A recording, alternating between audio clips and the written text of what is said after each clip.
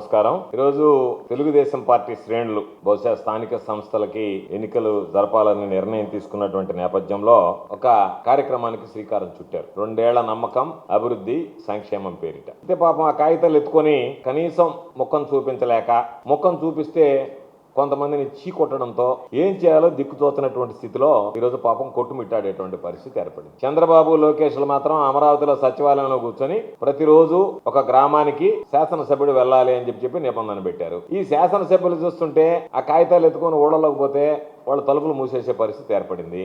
ఏమి చెప్పాలో పాలుపోనటువంటి స్థితిలో ఉన్నారు. గ్రామానికి వెళితే ఇదిగో ఈ కుటుంబానికి ఇది చేసాం, ఈ గ్రామానికి ఇది మేలు చేసాం, ఈ ఊర్లో రోడ్లు వేయించాం, ఈ ఊర్లో డ్రైన్ ఇచ్చాం, ఈ ఊర్లో మంచినీళ్ళు ఇచ్చాం, లేదా ఇంతమందికి అధికంగా ఈ ప్రభుత్వం వచ్చిన తర్వాత పెన్షన్ ఇచ్చాం, లేదా ప్రభుత్వం ఇచ్చినటువంటి సూపర్ 6, సూపర్ 7 హామీలు అమలు చేశాం, ఇదో ఆడబిడ్డ నిధి కింద 1500 ఇస్తానని చెప్పి మేము అంతకుముందు గతంలో వచ్చి మీకు కరపత్రాలు పంపిణీ చేశాం, ఇదిగో ఈరోజు ఆడబిడ్డ నిధికి సంబంధించి 1500, 18,000 లెక్కన సంవత్సరానికి 2 సంవత్సరాల్లో ఈ 36,000 రూపాయలు మీ చేతుల్లో పెట్టాం కాబట్టి మరలా మాకు మీ ముఖం, మీ నవ్వు మొహం చూపించడానికి వచ్చాము, చూడడానికి వచ్చామని చెప్పో, లేదా నిరుద్యోగులు ఉంటే 3,000 రూపాయలు నిరుద్యోగ వృత్తి ఇస్తాను, సంవత్సరానికి 36,000 ఇచ్చాం కాబట్టి ఇదిగో మీ దగ్గరికి వచ్చి ఈ 36,000 రూపాయలు ఇచ్చామని చెప్పుకోవడానికి వచ్చాము.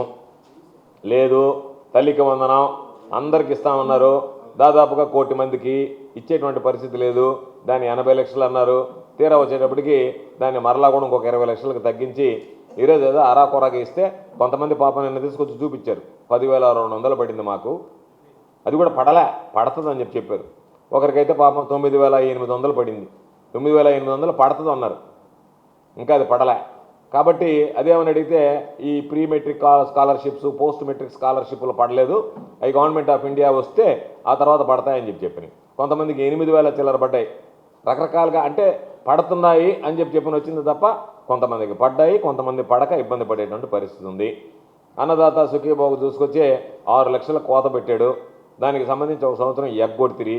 ఈరోజు మీరు తీసుకెళ్ళిస్తే వాళ్ళు అడుగుతున్నారు మిమ్మల్ని, ఏమయ్యా మీరు 2 సంవత్సరాలు ఇప్పుడు ఒక సంవత్సరం ఎగ్గొట్టి వెళ్ళి వచ్చారు కదా, 20,000 ఇస్తానన్నారు కదా, 14,000 చేతిలో పెడుతున్నారు కదా, మాకు అర్హత ఉంటే మాకు ఇవ్వడం లేదేమని చెప్పి ప్రశ్నించేటువంటి పరిస్థితి ఏర్పడింది. గ్యాస్ సిలిండర్లు 3 సిలిండర్లు అన్నాడు, సిలిండర్లు మాట దేవుడు ఎరుగు, తర్వాత నగదు బదిలీ అన్నాడు, నగదు బదిలీ అనేటువంటి ఊసే లేకుండా పోయింది. ఉచిత బస్సు అన్నాడు, ఆ బస్సుకు సంబంధించినటువంటి దాంట్లో ఆడవాళ్ళకి మగవాళ్ళకి బట్టలు చినిగిపోవడం తప్ప పాపం మరొక పరిస్థితి కనిపించేయటం లేదు. పాప ఆ కండక్టర్లు, డ్రైవర్లు ఆపి మమ్మల్ని సంపండి, ఎందుకు ఇంతకన్నా మా మీద కక్ష కట్టిన ఈ ప్రభుత్వం అని చెప్పి లబో దిబో అని ఏడ్చాల్సినటువంటి పరిస్థితి ఏర్పడింది. బీసీఎస్సీలకి అయితే 50 సంవత్సరాలకి పెన్షన్ అని చెప్పి ఆర్భాటంగా ప్రకటించాడు కాబట్టి వాళ్ళు అడుగుతున్నారు, ఏమయ్యా మాకు అసలు కొత్త పెన్షన్ లేదు, 50 సంవత్సరాలకి అసలు పెన్షన్ ఇస్తాన్నారు, దాని సంగతి ఏందో తేల్చి చెప్పండి అని చెప్పి మాట్లాడేటువంటి పరిస్థితి ఏర్పడింది. వేటికి సమాధానం చెప్పలేక పాపం ఆ ఇంట్లో ఎవడన్నా జగన్మోహన్ రెడ్డి గారి హయాంలో వాలంటీర్ ఉద్యోగం చేసేవాడు ఉంటే, నాయన కొండనాలకు ముందేస్తే ఉన్ననాలకు ఊడిపోయింది అన్నట్టుగా మాకు 5,000 రూపాయలు అంతకుముందు జగన్మోహన్ రెడ్డి గారు ఇస్తుంటే తమరు వచ్చి 10,000 రూపాయలు చేస్తానని చెప్పి ప్రకటించి ఈరోజు ఆ 5,000 రూపాయలు కూడా లేకుండా మోసం చేసావు కదా అని చెప్పి వాళ్ళు ప్రశ్నించేటువంటి పరిస్థితి ఏర్పడింది. అందుకని ఏళ్ల భుజాలు వీళ్ళు తట్టుకుంటూ, ఏళ్ల సంఖ్యలు వీళ్ళు గుద్దుకుంటూ ఈరోజు బ్రహ్మాండంగా జరుగుతుంది ఈ కార్యక్రమం అని చెప్పి ప్రకటించుకోవడం తప్ప క్షేత్రస్థాయిలో పట్టుమని 10 మంది ఎక్కడైనా సరే ప్రారంభం నుంచి చూస్తున్నాం ఈ కార్యక్రమానికి హాజరైనటువంటి పరిస్థితి లేదు. కాబట్టి ఈ ప్రభుత్వం మీద ఏమి నమ్మకం ఉంటుంది, ఈ ప్రభుత్వంలో ఏమి అభివృద్ధి జరిగింది, ఈ ప్రభుత్వంలో ఏమి సంక్షేమాన్ని మీరు ప్రజలకు అందించారనేటువంటి దాని మీద స్పష్టత లేకుండా ఈరోజు ఒక్కొక్కటి తీసుకోండి. ఉద్యోగుల సమస్యలుంటే ఉద్యోగులు అంతకుముందు చాలా బాధపడ్డారు, వేదనలో ఉన్నారు, ఆవేదన చెందారు. ఈరోజు ఉద్యోగులు తీవ్రమైనటువంటి కలత చెందుతున్నారు, ఆగ్రహావేశాలకు లోనవుతున్నారు. ఈ ప్రభుత్వం వచ్చిన తర్వాత అనేక రకాలైనటువంటి మాయమాటలు చెప్పి మమ్మల్ని మోసం చేసింది, అన్ని వర్గాలను మోసం చేసినట్టు ఉద్యోగులను కూడా మీరు మోసం చేసినటువంటి పరిస్థితి. ఈరోజు మీరు చేసేటువంటి ఘనకార్యాలు ఏముంది, పొగాకు రైతులు మాకు గిట్టుబాటు ధర లేదు అని చెప్పి రోడ్డెక్కి అయ్యా మా నిరసన తెలియజేస్తామంటే పోలీసులను ఇళ్ల దగ్గరికి పంపించి మీరు ఇంట్లోంచి బయటకు వస్తే మీ మీద కేసులు పెడతామని రైతులను బెదిరించడం, లేదు బలవంతంగా ఎవరైనా వస్తే రైతుల మీద కేసులు నమోదు చేయడం. అంటే రైతుల మీద మీరు రైతులకు సంబంధించి ద్రోహం చేస్తూ, రైతులకు తీవ్రమైనటువంటి అన్యాయం చేస్తూ, రైతుల మీద కక్ష సాధింపులకు పాల్పడుతూ వాళ్ళ మీద కేసులు బనాయిస్తారా?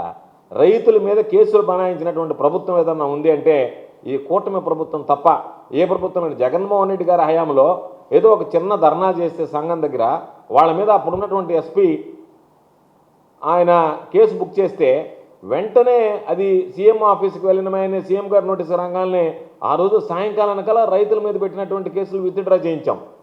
వెంటనే స్పందించాడు జగన్మోహన్ రెడ్డి గారు. రైతులు నిరసన తెలియజేస్తే దానికి సంబంధించినటువంటి ఆ సమస్యను మీరు పరిష్కరించాలి, కానీ ఆ సమస్యను పరిష్కరించకుండా వాళ్ళు జాతీయ రహదారి మీద కూర్చున్నారంటే దానికి కారణాలు కనుక్కోకుండా మీరు కేసులు ఎలా బుక్ చేస్తారు రైతుల మీద అని చెప్పి ఆ రోజు సాయంకాలానికే ఆ కేసులన్నీ పోలీసులు పెట్టినటువంటి కేసుల్ని ఎత్తివేయడం జరిగింది.